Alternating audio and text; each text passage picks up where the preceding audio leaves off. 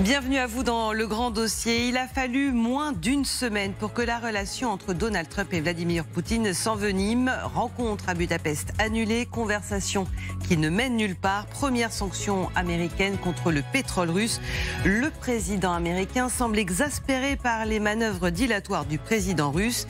Pas de quoi impressionner au moins en apparence le chef du Kremlin, mais quand même, Vladimir Poutine sent peut-être le vent tourner. Il menace d'une réponse écrasante si les Ukrainiens venaient à frapper la Russie avec des Tomahawk. Vous savez, ces missiles longue portée que réclame toujours Volodymyr Zelensky. Assiste-t-on réellement à une escalade? Jusqu'où ira-t-elle? Qu'est-ce que peuvent espérer les Ukrainiens? Trump, Poutine, la rupture, c'est notre grand dossier ce soir. Et en ce moment, il y a la coalition des volontaires. Non, la Russie ne veut pas négocier. C'est ce que vient de redire il y a quelques instants Emmanuel Macron. Cette coalition est une coalition pour la paix, sans aucune ambiguïté. Et Volodymyr Zelensky a continuellement réitéré son envie de mettre en place un dialogue de paix. Nous avons mis sur pied cette coalition pour mettre en place une paix juste, solide et durable, en écartant toute possibilité de reddition ou éventualité d'un conflit permanent. Et c'est là tout le problème avec la Russie, qui fait l'exact opposé après avoir démarré cette guerre illégale, injustifiée, et qui continue depuis de refuser toute négociation.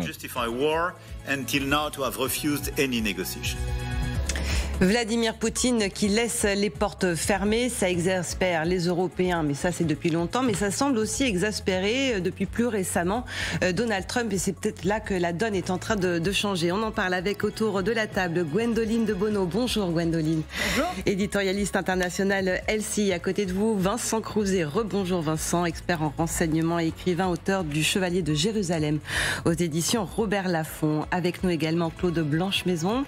Merci d'être avec nous, ancien ambassadeur à Moscou, auteur de Fragments d'un parcours aventureux au fil des bouleversements du monde. C'est paru aux éditions Temporis. Et puis enfin, le général Nicolas Richaud. Bonsoir. Merci d'être avec nous, ancien commandant de la 7e brigade blindée. Alors, Trump-Poutine, la rupture. On n'a même pas mis de point d'interrogation. On s'est dit, là, il se passe quelque chose cette semaine. Alors, je vois vos visages qui restent extrêmement prudents parce qu'on est habitué effectivement au volte-face de Donald Trump. Néanmoins, il y a quelque chose qui est en train peut-être de changer. Il y a des sanctions qui sont tombées. On sent qu'il y a une exaspération, qu'il y a les coalitions des volontaires en ce moment même qui continuent de pousser pour dire à un moment à Vladimir Poutine, il faut que ça s'arrête. Stop, Gwendoline. Oui, alors après, effectivement, il faut faire attention parce qu'on est habitué au revirement de Donald Trump. Un jour, c'est la rupture, le lendemain, c'est le grand amour, après, c'est encore la rupture. Mais ce qu'on peut dire quand même, c'est que Donald Trump découvre progressivement ce qu'Emmanuel Macron a découvert avant lui. C'est-à-dire qu'avec Vladimir Poutine, vous l'appelez, vous pensez qu'il se passe quelque chose, qu'il y a peut-être une fenêtre, vous raccrochez, il fait strictement l'inverse, ou alors il ne bouge pas d'un iota.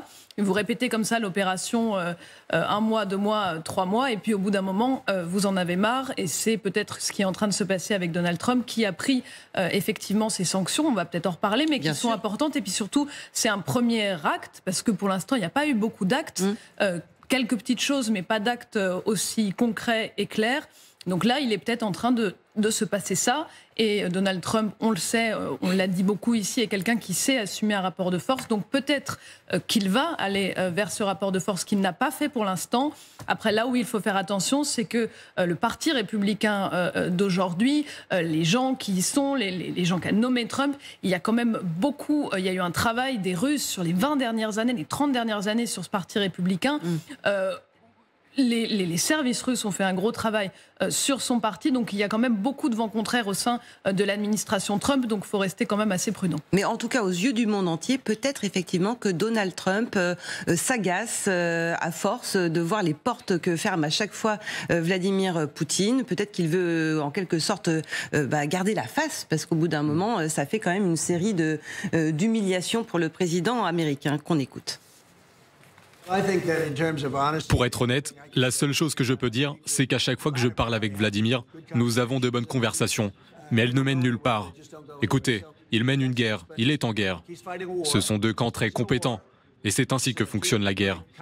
On ne sait jamais avec la guerre, mais je dirais qu'il est temps de conclure un accord. Non, alors il reste voilà, un petit peu flottant, on va dire, mais quand même, ça mène nulle part et au bout d'un moment, il faut quand même y arriver. Ce qui est sûr, c'est que Vladimir Poutine lanterne de Trump depuis 6 mois, avec des rencontres. Dès qu'il y a quelques jours, Zelensky a une avancée, il appelle, ils se rencontrent en Corée, il ne se passe rien. Mais là, on a le sentiment quand même qu'il y a une certaine sincérité. Parce que dire devant des centaines de millions de personnes qu'on a des bonnes conversations, mais il ne se passe jamais rien, c'est quand même un aveu, en fait, quelque part, de la part de Trump, qui est le mal alpha suprême et qui n'a jamais tort, et qui dit « j'ai toujours les meilleures conversations du monde, on s'est mis d'accord, la guerre est finie, je suis un faiseur de paix ». Et là, il avoue que, c'est pas si facile que ça. Donc, pour la première fois, il y a une sincérité, et pour la première fois, il ne faut pas l'oublier, il y a des sanctions. Il y a quelque chose de concret. Jusqu'à présent, c'était tous les 15 jours, tous les 50 jours, tous les 10 jours. Puis après, on finissait même par engueuler les Européens, éventuellement.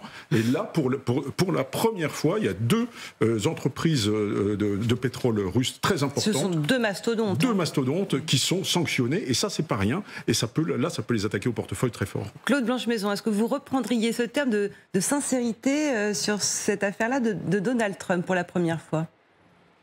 Je crois que c'est un bien grand mot. Moi, je parlerais plutôt de brouille entre Trump et Poutine. Il y a une brouille parce qu'en effet, parce que Poutine a embrouillé Trump, en réalité. Il le mène en bateau depuis, en effet, qu'il est revenu au pouvoir, en lui parlant au téléphone, avec ce sommet en Alaska, à Anchorage, qui, en fait, n'a conduit à rien. Et effectivement, je crois que Trump est excédé par cela. Simplement, il faut faire très attention parce que il ne parle pas exactement de la même chose. Alors, en effet, Trump vient de mettre, et c'est la première fois, des sanctions économiques très importantes sur Rosneft et sur Lukoil. Rosneft, c'est la plus grosse compagnie publique d'hydrocarbures, et sur toutes les filiales aussi. Ça veut dire que c'est en effet très lourd. Et ça implique aussi d'autres pays. Et sur Lukoil. Et ça implique, bien entendu, par exemple, avec les sanctions secondaires, la Chine, l'Inde, etc. Simplement, il y a un autre aspect, c'est qu'il n'en demeure pas moins que Trump considère que la Russie, à terme, est un marché, est un partenaire de business intéressant. La preuve, c'est que les équivalents des grandes compagnies russes sanctionnées sont en train de négocier, ont déjà négocié, avec les grosses compagnies russes, leur retour sur les chantiers, sur les gisements, sur les forages qu'elles ont dû abandonner au début de la guerre. Et en abandonnant, elles ont perdu probablement quelques milliards. Donc en effet, ExxonMobil sont en train de négocier leur retour à Sakhaline quelques jours avant que Trump s'énerve et dire « je mets des sanctions » sur les plus grosses sociétés pétrolières. Donc on reste dans l'ambivalence en réalité, on reste dans l'ambivalence, et je pense qu'en effet, les États-Unis appliqueront ces sanctions sur ces grands mastodontes pétroliers russes, mais que derrière restera l'envoyé spécial Witkoff qui négocie avec l'envoyé spécial de Poutine, qui est aussi un homme de business. Et qui est en ce moment même aux États-Unis d'ailleurs. Comme par hasard. Oui. Vincent Crouzet, sur la sincérité, ou en tout cas on peut croire à cette exaspération sincère de Donald Trump ? Oui, il est un peu sans filtre là, sur sa supposée relation avec Poutine, parce qu'on ne sait absolument pas l'état réel de leur relation. Bon, vous savez, c'est Nicolas qui le disait tout à l'heure, hein, il n'y a pas qu'un seul mâle alpha, là, c'est les 2 plus grands mâles dominants sur la planète Terre qui se retrouvent face à face. Et ça, c'est mon petit côté africain. On dit en Afrique, 2 crocos dans le même marigot, ça se termine toujours très mal. Donc effectivement, ils vont avoir du mal à cohabiter longtemps ensemble. Après, il y a un élément qui manque dans leur relation, dont je ne peux pas parler tout de suite, mais un élément Pourquoi vous ne pouvez pas en parler ? Parce que c'est un peu trop frais, mais ça commence à se chuchoter dans les services de renseignement. Ah oui, mais non, je mais peux alors pas. Là, c'est assez cruel ce que vous nous faites à Vincent Crouzet, parce que forcément, on a envie de savoir. Non, mais je laisse un petit peu le cliffhanger. Il y a un élément un petit peu manquant, notamment auprès de Trump, pour gérer sa relation avec Poutine. Alors, vous pouvez le chercher, le supposé, le supputé, qui est important parce qu'il joue un rôle considérable dans leur relation, qui peut apporter de la fluidité entre les 2 hommes et qui n'existe plus à l'heure actuelle auprès du président Trump. Vous nous en dites trop ou pas assez. Non, je vois des échanges de regards autour de la table. Peut-être que vous aussi, vous vous demandez de... Bon, ok, on n'insiste pas. Qui ne fréquente plus physiquement le président Trump à l'heure actuelle ? qui n'est plus présent à ses côtés depuis 3 mois. Voilà, tout simplement. Ah, mais vous pensez à... Non. Elon Musk ? Pas du tout. Alors ça va être le jeu des devinettes. Voilà, alors on va garder ça entre parenthèses. Bon, ok, très bien, j'insiste pas. On va écouter, si vous le voulez bien, ce que dit Donald Trump, qui a eu des mots assez rudes, et Vladimir Poutine. Vladimir Poutine, qui a l'air de s'en moquer, mais finalement, peut-être pas tant que ça. Écoutez. Tu m'as perdu. En ce qui concerne les nouvelles sanctions, il n'y a tout d'abord rien de nouveau. Certes, elles sont graves pour nous, bien sûr. Cela est compréhensible. Et elles auront certaines conséquences, mais elles n'auront pas d'impact significatif sur notre bien-être économique. On en reparlera dans 6 mois. On verra bien. On en reparlera dans 6 mois, on verra bien. Alors c'est vrai qu'il inverse un petit peu les rôles, peut-être là, Donald Trump, parce qu'on ne cesse de dire ici que Vladimir Poutine a le temps pour lui, et c'est une réalité. Donald Trump étant élu, il a moins de temps. Et là, il inverse un petit peu. Il dit, attends, je vais t'avoir un peu à l'usure, finalement. C'est ça que dit Trump à Poutine ? Évidemment, Poutine est un expert S-sanctions, puisqu'il passe son temps à contourner les sanctions. Donc il pense que celle-ci, il pourra peut-être les contourner à nouveau. C'est pas si sûr, parce que, comme par ailleurs Trump a imposé des droits de douane prohibitifs sur l'Inde et sur la Chine, l'Inde et la Chine, l'Inde a déjà commencé, vont probablement être amenés à dire qu'elles réduiront leurs achats d'hydrocarbures à la Russie. L'Inde a déjà commencé. La Chine a laissé entendre que ce serait peut-être aussi le cas, parce que Trump a évidemment une arme, l'arme douanière, effectivement, qui est son arme préférée, pour les dissuader, en tout cas d'acheter des quantités aussi importantes que maintenant, qui alimentent naturellement le budget de la guerre. Mais je pense que ceci va jouer en effet sur le long terme, comme le dit Trump. On verra bien dans 6 mois. Ça veut dire qu'il postule que la guerre durera encore au moins 6 mois. Sinon, ça n'aurait aucun sens, évidemment. Donc la guerre va durer. C'est une première conclusion. Poutine veut qu'elle dure, et Trump, dans le fond, s'en accommode. Il n'est plus dans l'état d'esprit dans lequel il est arrivé à Anchorage. Oui, il voulait disant, que ça aille je veux le cessez-le-feu tout de suite. Un cessez-le-feu sec, terminé. Alors, la coalition des volontaires, vous le savez, se tient en ce moment à Londres. On va aller voir en Ukraine. On va retrouver notre envoyé spécial Marianne Kotonov pour voir ce que viennent chercher à Londres les Ukrainiens représentés par leur président Volodymyr Zelensky. Marianne.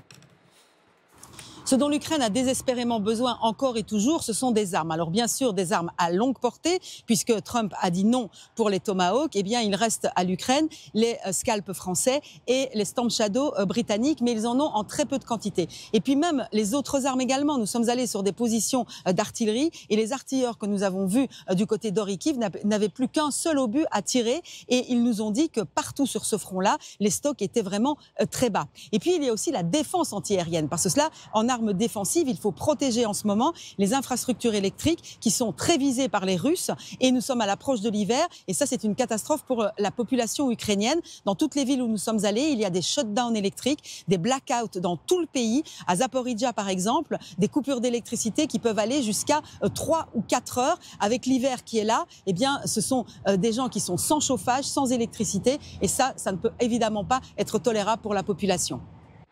Voilà, les Ukrainiens qui cherchent de l'aide à tout prix. C'est encore le cas aujourd'hui avec cette coalition des volontaires qui se tient à Londres. Et nous sommes maintenant en direct avec le ministre délégué chargé de l'Europe, Benjamin Haddad. Merci d'être avec nous en direct sur LCI dans le grand dossier. Qu'est-ce que l'Europe peut apporter aujourd'hui à Volodymyr Zelensky ?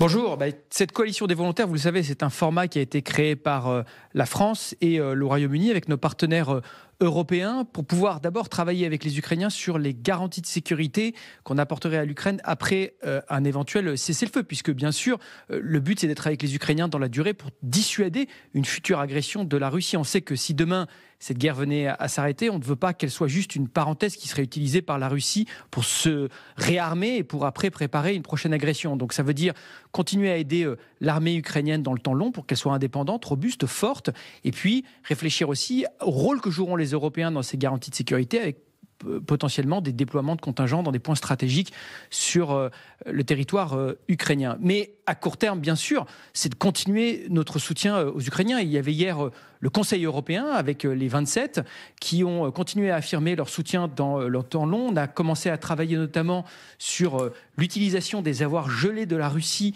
sur le territoire européen pour pouvoir soutenir un prêt de réparation à l'Ukraine qui lui permettra là aussi dans les 2-3 prochaines années de continuer à s'armer, de continuer à acheter notamment des armements auprès des industries de défense européennes et à rapprocher les industries de défense européennes et ukrainiennes, et puis bien sûr à se soutenir sur le plan économique. Donc sur le plan militaire, sur le plan économique et sur le plan des sanctions, on continue à aider l'Ukraine et à mettre la pression sur la Russie. L'Union européenne a adopté cette semaine le 19e paquet de sanctions, qui est un plan absolument stratégique, puisqu'il vise notamment les plus gros acteurs des hydrocarbures russes, que sont Rosneft, Gazprom Neft, qui continuent, on le sait, à drainer des ressources pour l'effort de guerre de la Russie. Ce sont les mêmes organisations qui ont été d'ailleurs désignées par les États-Unis. Donc on voit qu'on est très synchronisé avec les Américains sur ces sanctions pour mettre une pression économique maximale sur la Russie pour la forcer à se mettre autour de la table des négociations. Alors vous avez évoqué une question centrale, c'est celle de ces avoirs russes gelés. Ça représente un pactole, 140 milliards d'euros. Ce serait évidemment une aubaine pour les Ukrainiens. Et il semblerait que ce soit au niveau de la Belgique maintenant que ça bloque. Est-ce que vous avez espoir que ça se débloque prochainement ?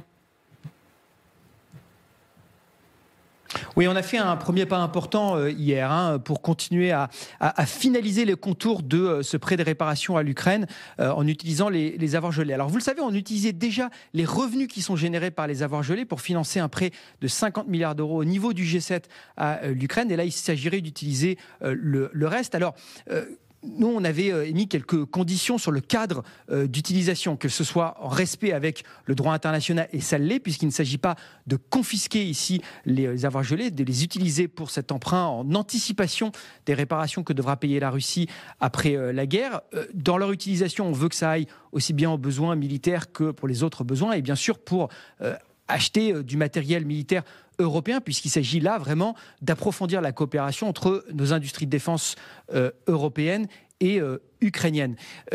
On a eu cette discussion qui est extrêmement importante hier. On va continuer à travailler avec nos partenaires européens et la Commission européenne pour définir vraiment le cadre et finaliser cet emprunt pour donner de la visibilité sur les prochaines années à l'Ukraine. Au fond, qu'est-ce que ça dit ? Ça dit que les Européens, les Américains sont engagés avec l'Ukraine et le sont dans le temps long, et que le temps joue contre la Russie. Ces 3 dernières années, la Russie a repris 1% du territoire ukrainien avec des pertes et des dommages absolument considérables sur le terrain, avec une économie russe dont on sait qu'elle commence à s'affaiblir et se retourner. On voit que les Russes pensaient que nous allions nous diviser. Les Russes pensaient que nous allions peut-être perdre l'attention. C'est exactement l'inverse qui est en train de se passer. On est en train de trouver aujourd'hui les moyens, les ressources pour donner aux Ukrainiens la possibilité de continuer leur résistance héroïque et courageuse, et puis pour continuer surtout de défendre nos intérêts de sécurité en Europe, puisqu'on le sait, les Ukrainiens se battent aussi pour la sécurité de toutes les démocraties européennes. Et quel regard est-ce que vous portez sur ce énième changement de pied de Donald Trump cette semaine ? Vous avez évoqué les sanctions européennes, mais effectivement le président américain a imposé de très lourdes sanctions, et c'est la première fois depuis son arrivée à la Maison-Blanche. Est-ce que vous imaginez que le président américain va garder cette ligne, cette fois, pour de bon, face à Vladimir Poutine, qui, comme l'a dit il y a quelques instants Emmanuel Macron, refuse toute négociation ? Déjà, je pense que cette décision du président Trump, elle est très importante, et le président de la République parlait hier d'un tournant. Et au fond, qu'est-ce qu'on voit ? On partage le même objectif que le président Trump depuis le début, c'est de mettre fin à cette guerre, de trouver les moyens pour avoir un processus diplomatique et ramener la paix sur le continent européen. Qui s'y refuse depuis le début ? C'est Vladimir Poutine. C'est lui qui continue l'escalade sur le terrain. C'est lui qui a encore bombardé et tué des enfants à Kiev cette semaine. C'est lui qui refuse de s'engager avec bonne foi dans ce processus diplomatique. C'est ce que voit le président américain, et on voit qu'il est avec toute légitimité en train de perdre patience et donc de décider maintenant de mettre une pression maximale sur le plan économique à la Russie. Et je crois que, vous savez, moi je me rappelle, il y a 6 mois, il y a 1 an, on nous expliquait que tout ça allait être réglé en 24 heures entre le président américain et le président russe, que les Européens n'allaient pas être autour de la table des négociations. Et je vois au contraire qu'on est aujourd'hui très alignés entre Européens, Américains, Ukrainiens, pour mettre fin à cette guerre et mettre la pression sur la Russie pour revenir à la diplomatie. Et je voudrais, à cet égard, quand même saluer le travail qu'a fait aussi la diplomatie française, précisément pour réaligner. On a eu il y a quelques mois à Paris un sommet de première importance avec les négociateurs américains, Steve Witkoff, Marco Rubio, avec le président de la République, précisément pour s'assurer qu'on puisse être alignés. Et on a régulièrement des échanges, à commencer par le président de la République avec le président Trump, pour aller dans le même sens et avec toujours ce même objectif, mettre fin à la guerre. Mais pour l'instant, le rapport de force est toujours très déséquilibré. Volodymyr Zelensky ne cesse de demander de l'aide. Il l'a fait récemment auprès de Donald Trump pour obtenir ses missiles longue portée. Comment aider encore davantage l'Ukraine? Comment convaincre Donald Trump? Écoutez, déjà, je crois que les demandes ukrainiennes de pouvoir se défendre sont bien sûr légitimes. Et c'est pour ça que nous travaillons notamment sur ce prêt de réparation, sur les avoirs gelés, pour pouvoir permettre aux Ukrainiens de pouvoir financer leur effort de guerre, de pouvoir renforcer leur base industrielle de défense en coopération avec la base industrielle de défense européenne, puisque c'est une fois de plus de la sécurité de l'Europe aussi dont on parle. On voit que les Russes sont en train de tester notre unité, de tester notre détermination. On voit la volonté d'escalade de la part de Vladimir Poutine, que ce soit les incursions dans l'espace aérien européen par des drones ou des avions russes, que ce soit les ingérences dans nos processus démocratiques. Je pense à ce qui s'est passé en Roumanie, en Moldavie ces derniers mois, les attaques cyber contre nos infrastructures. La France en a connu, contre ses hôpitaux. On voit une posture menaçante de la Russie contre toute l'Europe, au-delà simplement de son agression contre l'Ukraine. Face à cela, la faiblesse ne ferait qu'encourager l'escalade, la faiblesse ne ferait qu'encourager la prédation et l'agressivité de la Russie. La seule façon de dissuader la menace de la Russie et de ramener la paix en Ukraine, c'est précisément de donner les moyens aux Ukrainiens de pouvoir se défendre et de pouvoir, nous, continuer en parallèle notre effort de réarmement. Vous le savez, sur les 2 mandats d'Emmanuel Macron, nous aurons doublé le budget de défense de la France. On va continuer à le faire dans le débat budgétaire qui a lieu en ce moment même à l'Assemblée nationale. Et nous travaillons en parallèle sur des outils au niveau européen pour pouvoir favoriser vraiment l'émergence en fait d'une défense européenne et d'une base industrielle de défense européenne, là où nous avions des dépendances, notamment vis-à-vis des États-Unis, dans des domaines qui sont absolument stratégiques. Je pense aux drones, je pense aux capacités de frappe cyber, aux munitions, capacités de frappe en profondeur. Dans tous ces domaines, aujourd'hui, nous avons développé des moyens, des ressources, 150 milliards d'euros de prêts qu'on appelle SAFE de la part de la Commission européenne, précisément pour soutenir la coopération entre les industries de défense européennes, pour pouvoir renforcer la souveraineté et l'autonomie stratégique de l'Union européenne. C'est cet effort-là qui doit aller de pair. Continuer notre soutien militaire à l'Ukraine et le réarmement de l'Union européenne pour ne plus être dépendant des autres et pour pouvoir assurer notre propre sécurité. Merci Benjamin Haddad, ministre délégué chargé de l'Europe. Merci d'avoir réagi en direct sur LCI. Ce soir dans le grand dossier, on revient dans quelques instants et on parlera de ces tensions très fortes, encore une fois, entre Vladimir Poutine et Donald Trump et de cette demande des Ukrainiens pour ces fameux missiles longue portée. On va voir ça en détail avec vous. Qu'est-ce qu'ils ont de plus, ces fameux Tomahawk? Vous restez avec nous, à tout de suite. On en revient maintenant à ces tensions entre Donald Trump et Vladimir Poutine. Et on accueille avec plaisir en duplex Michel Polaco. Merci d'être avec nous. Vous êtes expert en aéronautique, questions de défense et de nucléaire. Alors, il y a des tensions. Le chef du Kremlin, on y est habitué, fait un peu comme si de rien n'était. Sauf que, regardez ce que dit Volodymyr Zelensky, le président ukrainien. Poutine devient nerveux quand on parle de portée, de missiles longue portée. C'est comme ça qu'on sait que ça marche. Alors on va essayer de comprendre pourquoi ça le rend nerveux, quelles sont les raisons qui peuvent le rendre nerveux à ce point-là. On va voir comment ça fonctionne, ces missiles longue portée avec vous, Général Richoux. On va voir déjà qu'est-ce qu'ils ont, les Ukrainiens, en stock pour l'instant, sur quel missile peuvent-ils s'appuyer? Alors déjà, ils ont pas beaucoup de drones qui peuvent aller à 1000-1500 km, mais ça vole relativement lentement. Et ils ont cet inconvénient de transporter une charge d'explosifs relativement médiocre, c'est-à-dire d'une 50aine de kilos en moyenne. Voilà. Donc ça fait des dégâts, mais... Oui, voilà. C'est-à-dire que quand on tire ça sur une raffinerie, on ne peut pas prétendre pulvériser la raffinerie dans son ensemble. En revanche, les Ukrainiens, pour le reste, ils ont... Alors les Taurus, ils ne les ont pas. Hein. On se rappelle que c'est le missile de croisière allemand qui n'a pas été livré, qui est réclamé par Zelensky. Ils ont les Scalm Tornado franco-britanniques, c'est la même chose en fait, c'est le nom qui est différent, mais qui ont une portée normalement qui vont jusqu'à 400 mètres. On sait qu'ils ont tiré dernièrement, ou a priori, mais il y en a peu. Par contre, la France en a 100 et 200 en stock. La production avait été arrêtée, la production de Scalp avait été arrêtée pendant 15 ans, elle vient de reprendre, ce qui fait qu'on en a livré... paraît-il, entre 20, 60, 80, grosso modo, aux Ukrainiens. Mais pour le moment, on ne peut pas faire beaucoup plus. Et puis, les attaques MS, qui sont tirées à partir des HIMARS, et on se souvient que ces attaques MS, ils étaient bridés à 150 km, donc, alors qu'ils peuvent aller jusqu'à 300, mais c'est un vecteur terrestre.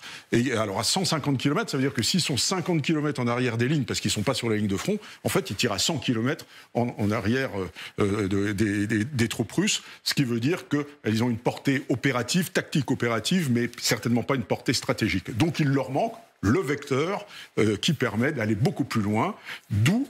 Et c'est ce qu'ils espèrent, ce sont ces fameux missiles américains sur lesquels Volodymyr Zelensky va régulièrement plaider auprès de Donald Trump, pour l'instant sans succès. Alors le Tomahawk, qu'est-ce qu'il a? Alors le Tomahawk, sa particularité, c'est qu'il peut aller très loin dans ses versions les plus récentes, il peut tirer jusqu'à 2500 km. Donc c'est un missile qui apporte la portée stratégique qui leur manque, hein, parce que jusqu'à présent, vous voyez, ils vont grosso modo jusqu'à Moscou, mais il suffit de mettre des usines derrière l'Oural, et puis elles sont protégées. Là, c'est véritablement mettre toute la Russie utile à portée de tir ukrainien. Mais plusieurs inconvénients, les Américains en ont 4000, donc ils ne vont pas leur en donner 200, ils en ont besoin pour eux, c'est aussi un missile qui est rare, qui met plusieurs mois à être fabriqué. Il y en a 57 qui sont prévus pour être construits en 2026, c'est pour dire qu'on en construit peu. Donc ça, c'est le premier inconvénient. Et le deuxième inconvénient, c'est qu'il faut un lanceur, et qu'il n'y a pas de lanceur. Les missiles Tomahawk sont surtout dans la marine américaine, c'est-à-dire à bord des bâtiments, et donc il faudra un lanceur terrestre pour les avoir. Et ensuite, quand même, il y a aussi un troisième inconvénient, c'est qu'ils sont bourrés d'informations, car c'est un missile intelligent, et ce missile intelligent, il est bourré d'informations par les Américains. C'est-à-dire que si on le gaffe pas d'informations pour sa trajectoire de tir, etc., il peut aller varianter sa direction, et ça ne sert à rien, donc les Américains garderont la main dessus. Et pourquoi ça fait peur autant à Vladimir Poutine? Alors en tout cas, tel que le dit... Alors, il y a pour deux raisons. La première, c'est sans doute parce que d'abord, il faut savoir que ce missile, il peut porter l'arme nucléaire. Donc ça, c'est dans le narratif russe. Une des choses qu'ils disent, c'est quand vous en tirerez, on ne sait pas s'il portera l'arme nucléaire, et donc ça va faire monter aux extrêmes. Ça, on peut le comprendre. La deuxième, c'est surtout d'un point de vue politique, car le jour où ils vont donner des Tomahawks, ça voudra certainement dire qu'il y a un alignement, véritablement, un changement et un alignement des Américains derrière les Ukrainiens, car ce sont des missiles à portée stratégique. On n'est plus du tout sur la ligne de front pour taper dans les tranchées, etc. C'est vraiment un changement de cours. Ce serait faire entrer les Ukrainiens dans la cour des grands. Voilà, absolument. Merci beaucoup, Général Richoux. Alors, en attendant, et vous l'avez rappelé, les Ukrainiens multiplient les attaques de drones. Ils ont énormément progressé sur les drones, et c'était encore le cas la nuit dernière dans certaines régions de Russie, où l'on va retrouver notre envoyé spécial Charles Divot pour des précisions sur ces frappes qui ont touché un quartier résidentiel de Moscou. Oui, effectivement, une nuit assez éprouvante pour les moscovites à cause de cette attaque de drone dont le bilan provisoire fait état de 5 blessés. Une attaque qui aujourd'hui fait la une de tous les médias russes. Alors au total, ce sont une centaine de drones ukrainiens qui ont survolé et attaqué le territoire russe dans beaucoup de régions, parmi lesquelles celle où nous nous trouvons, celle de Krasnodar, où d'ailleurs cette nuit, plusieurs Russes ont reçu un message leur intimant de se mettre à l'abri. Alors ces attaques, Vladimir Poutine y a répondu, y a réagi, estimant qu'il ne resterait pas sans répercussion, promettant même une réponse, je le cite, écrasante. Les drones ukrainiens qui, à défaut de ces missiles attendus par Volodymyr Zelensky, font toujours des dégâts. Oui, tout à fait. Et les Ukrainiens en construisent de plus en plus. Enfin, la longue portée, c'est vraiment capital. Hein. Quand vous discutez en Ukraine avec les soldats ukrainiens, les officiers, la présidence, ils misent beaucoup là-dessus. Alors, il y a les drones, effectivement, mais on parlait des missiles Tomahawk. Les Ukrainiens, maintenant, fabriquent leurs missiles longue portée, les missiles Flamingo, qui sont très intéressants parce qu'ils vont aussi à 2500-3000 km, qu'ils emportent... 3000 km, oui, ils emportent une tonne. Ils risquent d'en fabriquer à peu près 200 par mois. 200 à la fin 2025. Oui, voilà. Absolument. Donc ça va faire quand même un pays qui a une capacité vraiment de mener ce qu'ils font déjà, des campagnes de frappe à longue portée. Et on disait avant pourquoi Vladimir Poutine, pourquoi ça lui fait peur. Il sait aussi faire des calculs, Vladimir Poutine. Il voit que les Européens, il y a des discussions sur les avoirs gelés, qui est effectivement quelque chose qui ferait mal. Il y a cette campagne de frappe longue portée sur les infrastructures stratégiques, sur les raffineries, sur le carburant, qui sont vraiment la cash machine de la Russie pour financer son effort de guerre. Et les Ukrainiens qui ne font que monter en puissance sur leur industrie de l'armement et sur ce qu'ils sont capables de produire. Donc à un moment donné, si vous faites des additions, plus les sanctions américaines qui arrivent, ça commence vraiment à faire mal. Là, on comprend pourquoi Trump dit on verra dans 6 mois. Ouais. C'est une combinaison de choses. En fait, c'est pas un missile ou un autre, mais il y a un vrai effort ukrainien sur la longue portée qui peut potentiellement faire très mal à la Russie. Mais c'est la stratégie de Volodymyr Zelensky qui l'a répété, qui le répète. Je veux porter les conséquences de cette guerre de là où elle est venue, c'est-à-dire sur le territoire russe. Et ça ne va faire que monter en puissance dans les semaines, dans les mois à venir, enfin le temps que durera cette guerre. Michel Polaco, c'est important que Volodymyr Zelensky continue de réclamer ces armes longue portée aussi. Ça l'aide à aller voir les Européens, les Américains et à force peut-être obtenir gain de cause et peser lourd sur Vladimir Poutine qui peut-être les craint pour de bon, ces missiles, comme on l'a vu tout à l'heure avec le général Richoux. Écoutez, je crois que c'est un discours de la part de Volodymyr Zelensky, mais c'est un discours qui ne trompe personne. Les Américains ne donneront pas de Tomahawk aux Ukrainiens. D'abord, et comme l'a expliqué le colonel tout à l'heure, parce qu'il n'existe pas de vecteur disponible pour tirer ces missiles depuis l'Ukraine. On ne peut les tirer que depuis des bâtiments de la marine américaine, sous-marins ou de surface, ou bien depuis les bombardiers B-52, les bombardiers B-1 ou B-2. Donc tout ça, ça n'appartiendra pas et ça ne participera pas à une guerre pour l'Ukraine contre la Russie. Ou alors, c'est la guerre mondiale. Donc ces missiles Tomahawk, on peut aussi les tirer depuis le sol à partir de quelques systèmes qui ont été développés à titre expérimental, mais il n'y en a pas de disponibles. Donc il n'y aura pas de missiles Tomahawk, d'autant moins que si ces missiles étaient tirés contre la Russie, ça voudrait dire que les Américains prennent une part directe au conflit contre les Russes, que c'est donc une opération frontale entre les Américains et les Russes, ce que bien sûr les Américains ne veulent pas, parce qu'on ne peut pas tirer ces missiles qui ont longue portée, précision et forte charge, avec suspicion de charge nucléaire, contre la Russie, sans que la Russie soit obligée, et d'ailleurs ils l'ont dit, de riposter d'une manière, on va dire, flagrante. Laquelle, je ne sais pas, mais flagrante. Donc je pense que le débat sur les Tomahawks est un débat qui promène le chien, qui fait perdre du temps ou gagner du temps. Je ne sais pas de qui on parle quand on dit gagner ou perdre du temps, mais je ne pense pas que demain, les Ukrainiens disposeront de missiles Tomahawk pour attaquer les points vitaux du territoire de la Russie. En tout cas, si ça devait arriver, hypothèse vraisemblablement très peu probable, mais quand même, Vladimir Poutine tient à rappeler quelle serait la réponse. Il s'agit d'une tentative d'escalade. Mais si ces armes sont utilisées pour frapper la Russie, la riposte sera très sévère. Je dirais même écrasante. Qu'ils y réfléchissent bien. Alors, je ne suis pas forcément experte en communication et en langage corporel. Vous l'avez peut-être pas vu à cause du bandeau, mais là, il fait plusieurs fois. Normalement, il bouge pas trop. Vladimir Poutine, il est assez Claude Blanche-Maison. Là, quand il pointe son index comme ça, est-ce que c'est un signe de nervosité, de tension? Oui, il menace, mais je crois qu'en effet, Michel Polaco a totalement raison. Les Américains n'envisagent pas du tout de livrer des missiles Tomahawk. Et d'ailleurs, Donald Trump l'a dit d'une façon indirecte, comme il le fait parfois. Il a dit, si nous livrions des missiles Tomahawk, il faudrait qu'il y ait le personnel militaire américain pour le faire fonctionner. Donc ça voudrait dire que les Américains entreraient en guerre directe sur le sol ukrainien contre les Russes, ce qui est évidemment totalement exclu. Donc en effet, cette hypothèse est exclue. Du côté c'est logique que Volodymyr Zelensky continue de les réclamer, parce que d'abord c'est une vertu pédagogique, d'autant plus que lui est en train d'en préparer des versions ukrainiennes en réalité, et puis c'est une vertu pédagogique aussi, parce que ça culpabilise un petit peu les Américains et accessoirement les Européens, qui ne livrent pas suffisamment d'armes offensives. Donc effectivement, je crois que le discours continuera, parce qu'il a cette vertu-là, et que les Tomahawks n'arriveront pas. Mais ils ne les attendent pas, Général Richoux. Il y a ces fameux flamingos dont on... Oui. Les flamingos, véritablement, l'Ukraine aujourd'hui fait le pari de développer sa propre industrie. Et donc là, ils en produisaient 20 au début. Et véritablement, alors il est sûrement moins sophistiqué que le Tomahawk, mais il va loin. Alors quelle portée on a une... Il a 3000.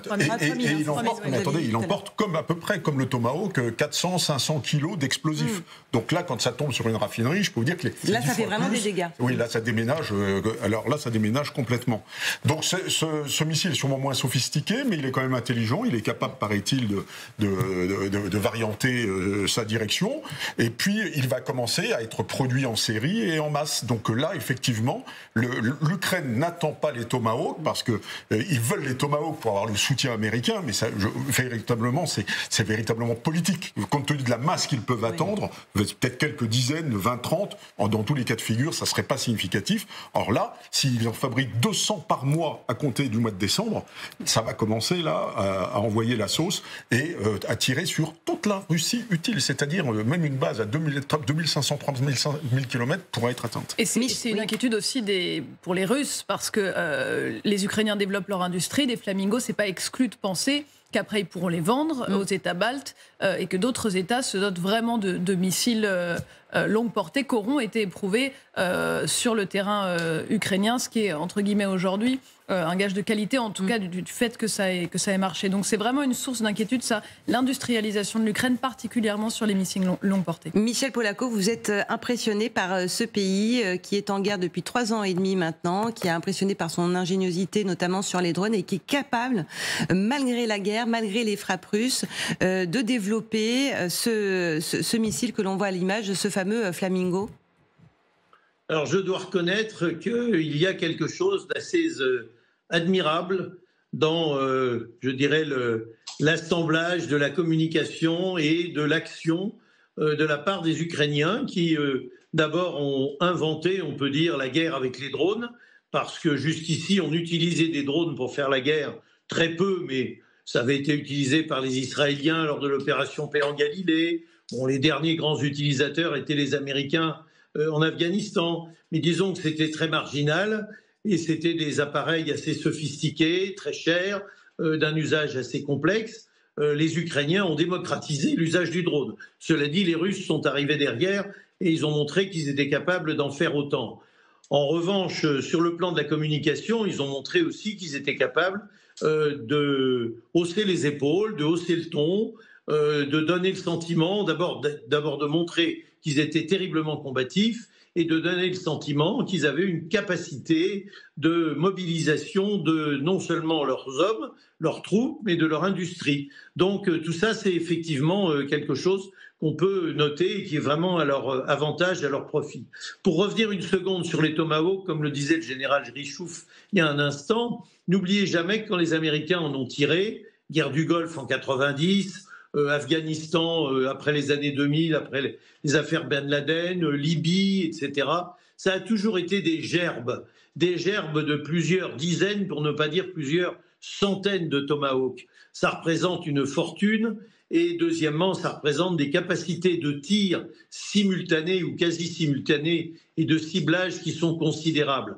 Donc lorsque Volodymyr Zelensky dit qu'il développe un missile équivalent, je pense qu'il, il présente les choses d'une manière enthousiasmante et encourageante.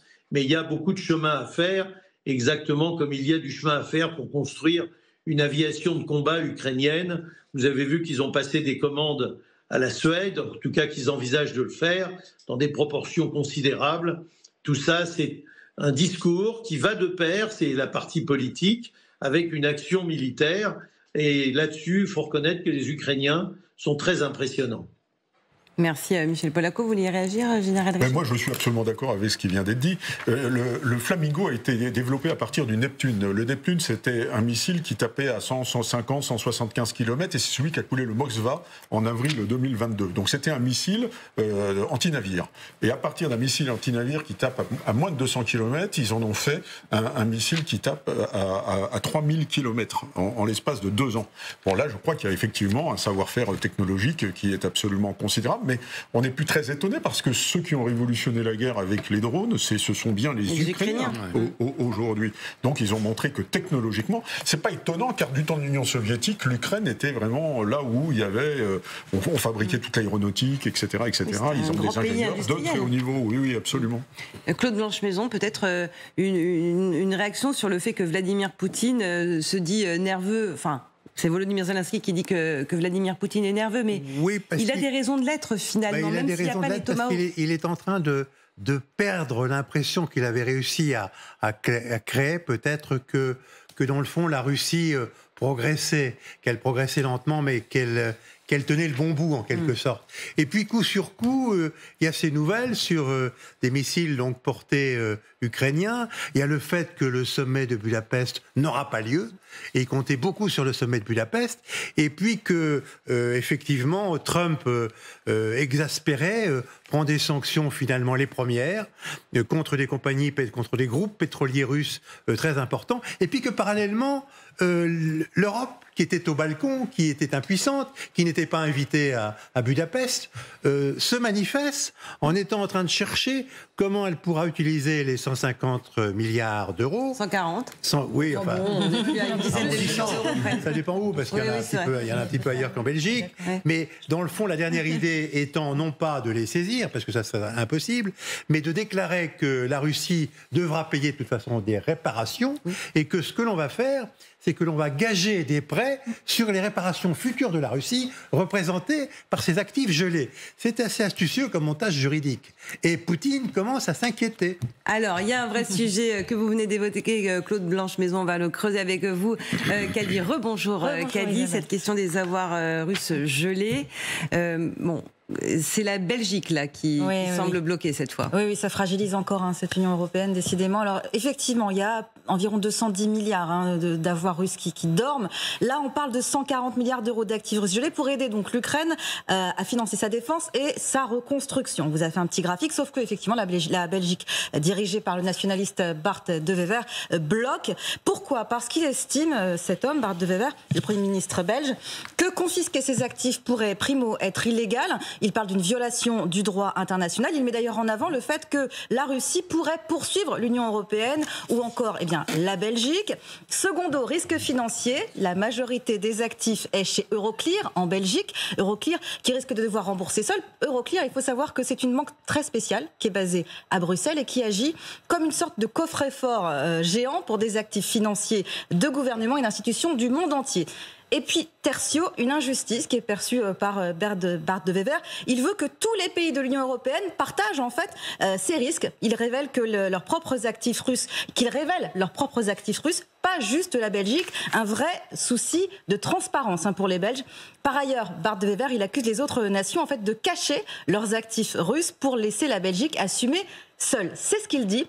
À noter qu'il pose donc 3 conditions d'après lui, raisonnable, une base légale claire, le partage total des risques et puis une transparence sur tous les actifs russes. Autrement, et ce sont ses propres mots, autrement, je ferai tout pour bloquer.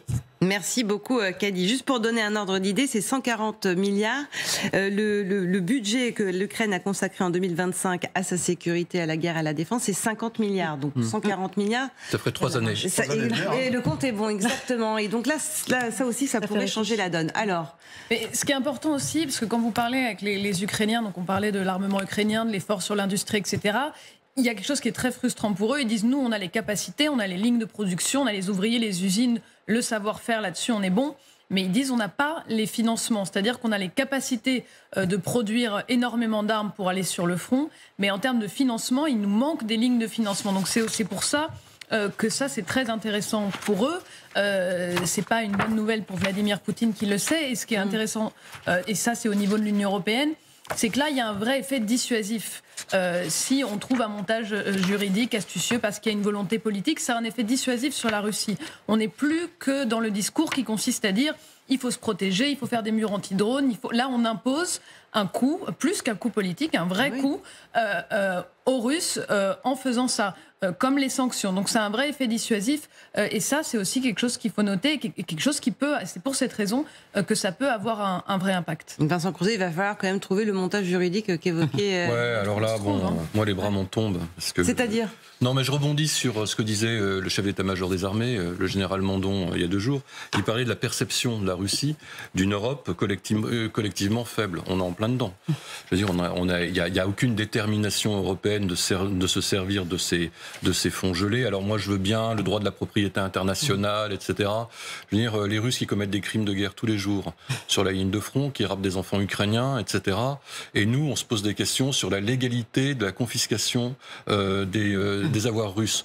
Je reprends l'exemple. Si en 1942, Churchill avait pu mettre la main sur l'or nazi, il ne se serait pas posé la question qu'est-ce que je fais de cet or-là. Donc, il arrive un moment, tout de même, où il faut prendre des décisions fortes. Alors, ils ont réussi à contourner un petit peu le truc en disant on va garantir le prêt sur ces avoirs. Donc grosso modo, on prête de l'argent à l'Ukraine qui est garanti par les avoirs gelés, mais c'est une demi-décision et c'est une décision finalement de très grande faiblesse de la part des Européens.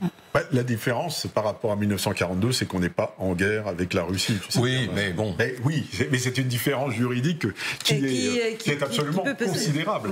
Nous avons une ambassade à Moscou. Ils ont une ambassade en France, ils en ont dans toutes quasiment les capitales européennes. Et personne n'a rompu ces relations diplomatiques. Et donc, effectivement, le problème du droit, qui est notre boussole, nous, les Occidentaux, se pose.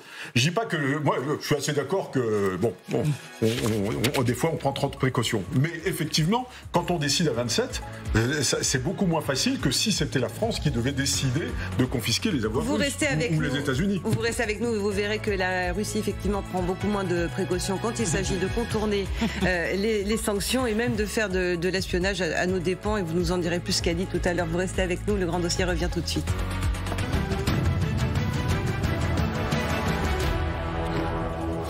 Le grand dossier continue avec vous. Merci d'être en notre compagnie avec ce titre ce soir du grand dossier Trump-Poutine, la rupture. On a évoqué les sanctions contre les Russes, mais pour l'instant, il est vrai que leur économie tient le choc, en tout cas en apparence. Et puis, ils peuvent aussi s'appuyer sur la force de leur et la longue expérience d'espionnage. Kadi Adoumdouas, on va voir avec vous une histoire incroyable qui a été révélée par un consortium de journaux du monde entier qui révèle que la Russie est en train de déployer un réseau sous-marin incroyable avec des produits que les Occidentaux leur ont vendus à leurs dépens. Exactement, c'est très bien résumé Isabelle. Bon. On y apprend concrètement ceci, dans les abysses de cette mer gelée de Barents, effectivement en Arctique, la Russie... Voilà, la mer de Barents. La Russie a donc déployé un réseau sous-marin secret d'espionnage ultra sophistiqué. Voilà ce qui est dit dans ce rapport. Des équipements de haute technologie sensibles pour protéger la flotte de sous-marins nucléaires russes dans l'Arctique. Équipements secrètement acquis auprès d'entreprises européennes, mais américaines, mais également asiatiques. C'est un tour de passe-passe de Moscou qui a donc subtilement détourné les sanctions. C'est un réseau particulièrement complexe de société écran qui a donc été mis au jour par nos confrères journalistes pour acheter des bateaux, du matériel d'espionnage en cachant la destination réelle de tout ce matériel. Et c'est à Chypre, évidemment, Chypre, État membre de l'Union européenne, que tout cela s'est fait. Chypre qui est souvent pointé du doigt pour ses liens étroits économiques avec la Chine. C'est là qu'a été installée cette entité organisatrice de ce système dans une petite entreprise qui s'appelle Mostrello Commercial Limited. Ça se passe donc à Chypre, qu'on voit ici sur l'écran. Cette société, elle a en réalité servi de noyau dur à ce système d'approvisionnement russe qui organise donc l'achat de technologies internationales, leur transfert vers les chantiers militaires de Mourmansk. Et ça, c'est à découvrir dans cette formidable enquête qu'on peut découvrir sur le site internet du Monde. Donc vous voyez ici, c'est très très bien documenté. Et voyez ici, ce qu'on voit, c'est le cheminement, les câbles, les bateaux qui cheminent dans cette mer de Barents, ce qu'on a vu tout à l'heure. La Russie a donc ainsi acheté pour plus de 50 millions d'euros de technologies sous-marines ultra sensibles des navires de recherche qui, vous voyez, provenaient d'Europe, provenaient des États-Unis, provenaient du Japon. Tout cela pendant 10 ans, ça s'est passé entre 2014 et 2024. Cet équipement, il était destiné à un système de surveillance qui s'appelle Harmony et qui s'appuie sur une constellation de capteurs sous-marins. Pourquoi ? Pour détecter en fait les sous-marins ennemis qui s'approchent des armes nucléaires russes qui sont situées donc dans la mer de Barents, tout près des côtes nord de la Russie. Donc ce système, il est capable de détecter les sous-marins de l'OTAN dans l'Arctique et de protéger aussi les armes nucléaires russes. C'est tout à fait ça. Parmi les équipements vendus, on peut citer par exemple un véhicule sans pilote qui a été utilisé pour la surveillance de pose de câbles, un capteur sonore également de pointe adapté aux opérations de relevé hydraulique. Et puis le Royaume-Uni qui est particulièrement pointé dans cette enquête, qui n'est pas le seul à avoir été ainsi, j'allais dire, dépouillé, mais bon, en tout cas, qui a été au cœur de cette opération de détournement. On parle de plusieurs centaines de kilomètres de câbles de fibre optique en provenance du Japon, des antennes sous-marines en provenance du Norvège, un sonar de haute technologie également en provenance des États-Unis, conçu pour des profondeurs marines qui allaient jusqu'à 6000 mètres de profondeur. Merci beaucoup, Kadi. Enquête particulièrement intéressante, assez sidérante même quand ça se traduit par Moscou s'équipe à Londres pour ses sous-marins, en clair, Vincent Crouzet. Ouais, bon, c'est pas très compliqué. Ils montent des sociétés écrans à travers lesquelles ils achètent de la technologie sensible. Alors la chose qu'il faut souligner, effectivement c'est de la technologie sensible, mais aussi qui peut s'adapter à des projets civils, donc qui n'est pas nécessairement contrainte par une réglementation spéciale. Ce qui est intéressant, effectivement, ça s'est intensifié à partir de 2014, mais c'est un programme qui existe depuis 1963, donc depuis la guerre froide, qui est mené sous le commandement d'une unité très spéciale et très secrète en Russie qui s'appelle le GUGI, qui est le département principal de la recherche en eau profonde, de la recherche opérationnelle en eau profonde, et qui travaille sur la surveillance des eaux profondes partout dans le monde, y compris en Méditerranée, et qui a focalisé son travail sur l'Arctique et la mer de Barents. Et parmi ce matériel, on retrouve du matériel français, notamment des largueurs acoustiques qui détectent donc des signaux sonores à travers l'océan, et des enregistreurs sous-marins autonomes, qui sont des appareils qui vont se fixer très en profondeur et qui permettent de capter le passage effectivement de navires sous-marins. Général, je voyais écouter ce que disait Kadi avec beaucoup d'attention, un peu de sidération aussi. Est-ce qu'il y a une forme de naïveté ou est-ce qu'on ne peut pas faire autrement ? Tout est... Ça a toujours existé. On sait très bien que Staline a suivi le développement du projet Manhattan dans les années 40 et que lorsque on lui a dit que les Américains avaient une bombe très dévastatrice, il n'a pas du tout été surpris puisque quelques années il avait la même parce qu'il a été renseigné quasiment en temps direct. Bon, il ne faut pas s'étonner que dans un pays où le KGB, FSB est l'aristocratie du pays, eh bien, on est des pratiques comme ça effectivement. Mais ce pillage, par contre, la naïveté dont on fait preuve, cette espèce de pillage tranquillou, comme on dit, effectivement, ça me sidère un peu. C'est pas leur agressivité en matière. Les Chinois font pareil. C'est de bonne guerre et ils sont très doués. Ils l'ont toujours été. Mais notre naïveté, qu'on arrive comme ça à nous piller nos affaires, voilà. Et la question que j'avais envie de poser, c'est est-ce que c'est fini au moins? Est-ce que ça, maintenant, ça s'arrête ou est-ce qu'il continue? Apparemment, ils ont cessé le développement de l'opération Harmonie en 2024, il y a un an. Ils auraient constitué donc leur dispositif, leur réseau de surveillance qui est suffisamment exhaustif, qui sert surtout aussi à protéger leur base navale et le déplacement de leurs propres sous-marins, notamment nucléaires lanceurs d'engins. C'est le plus important. Vous savez, dans la guerre du jeu et du chat et de la souris sur cette zone, les Américains et les Russes passent leur temps à se surveiller, et les Américains ont mis en place le même type de système, le SOSUS, depuis des années. Claude Blanche-Maison, sur cette capacité des Russes à contourner les sanctions, quelles qu'elles soient, et dans toutes les circonstances. Ça continue, ça? Oui, non, mais comme l'a dit le général, il y a une tradition très longue en Russie de donner tous les moyens possibles aux divers services secrets, puisqu'il y en a plusieurs qui sont plus ou moins spécialisés. Donc en effet, ça a toujours été le cas. C'était le cas à l'époque soviétique, c'est le cas à l'époque actuelle. Et puis Poutine n'est pas de la même espèce que les autres chefs d'État, notamment occidentaux. C'est-à-dire que c'est un produit du KGB, et par conséquent, il donne la priorité aussi à ses moyens d'information absolument tous azimuts. Mais ça, on le sait. Moi, j'ai vécu 4 ans dans l'ambassade de France, effectivement, et je savais que de partout, j'ai été surveillé, écouté, etc. Mais c'est normal, on le sait. Par conséquent, on se comporte en fonction de ça. Et je pense que les services français le savaient aussi pour ce qui vient d'être décrit, et par conséquent, pouvaient mettre en place les sauvegardes nécessaires pour ce qui concernait les produits français. La grande menace, c'est la vulnérabilité de nos câbles sous-marins, par lesquels transitent 95% de l'Internet, et qui sont extrêmement vulnérables aux attaques de cette même unité Googie. Merci beaucoup à tous les 4.